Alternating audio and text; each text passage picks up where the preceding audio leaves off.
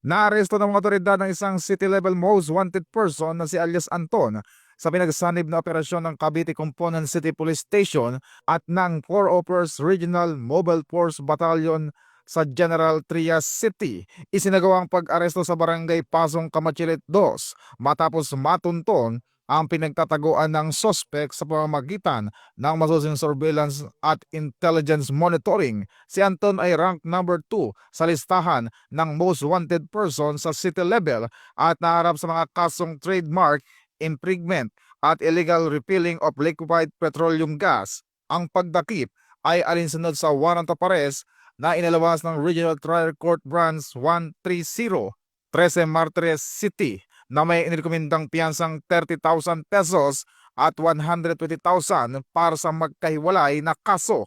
Ito ang bagong PNP para sa bagong Pilipinas, serbisyong mabilis, tapat at nararamdaman.